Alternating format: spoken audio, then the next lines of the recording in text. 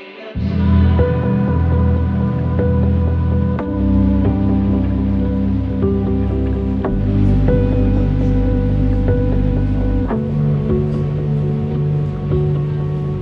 grew up with a lot of siblings. To count them all, I have 11, but biological siblings, I have 4. We grew up in it was a pretty crowded house. We spent a lot of time at the ball field because all of us played softball or baseball at one point in our lives. It was a big, huge community. We just brought people close together.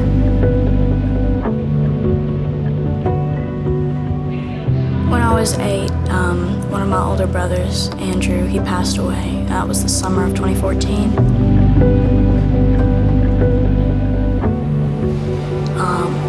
And that really divided our family. It took us away from Christ.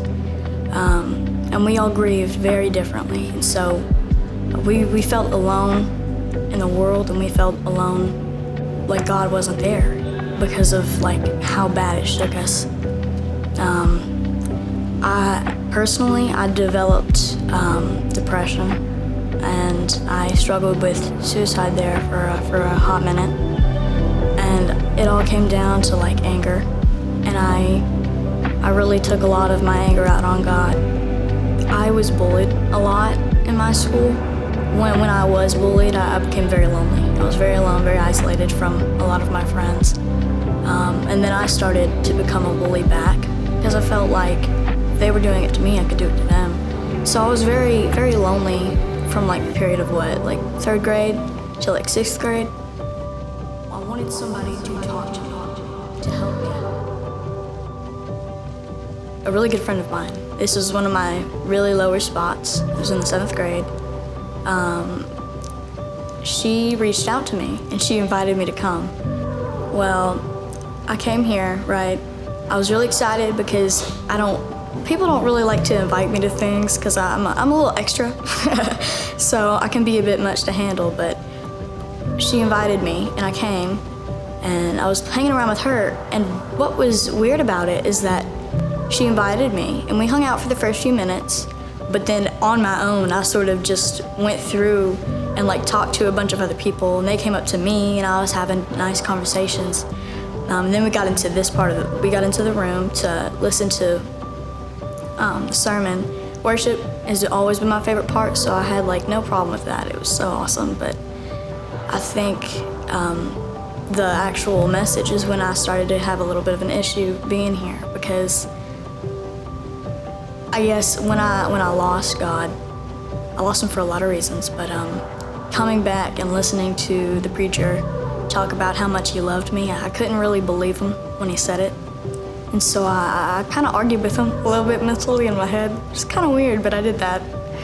But I kept coming, which I'm really happy that I did.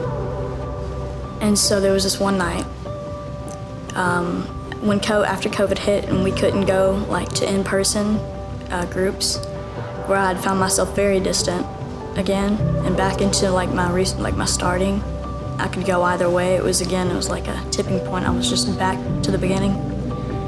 That I found myself very vulnerable, and the enemy came for me in the form of a nightmare. And I didn't know what to do, but then it just hit me. You need to pray. As soon as I set the intent to pray, as soon as I put my hands together, before I could even form a full sentence in my head and ask for it, this calm, just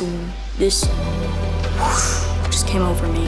And it was just this overwhelming stillness where all of that panic and all of that fear, and I was trembling, and it just stopped as soon as I put my hands together. There's a notable difference in how I've changed.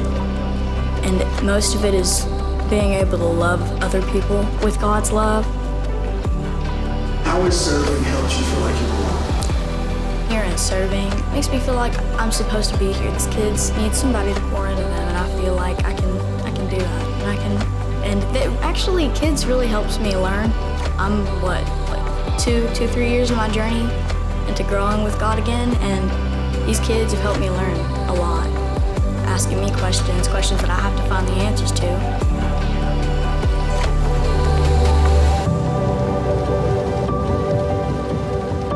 I don't know what God has in store for me. I don't know His plan for me. I haven't really sat down and had that talk with him yet. Like, what do you want from me? What do you need from me?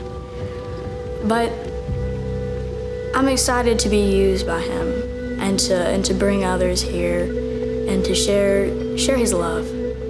If this is how much he can do in what, a year?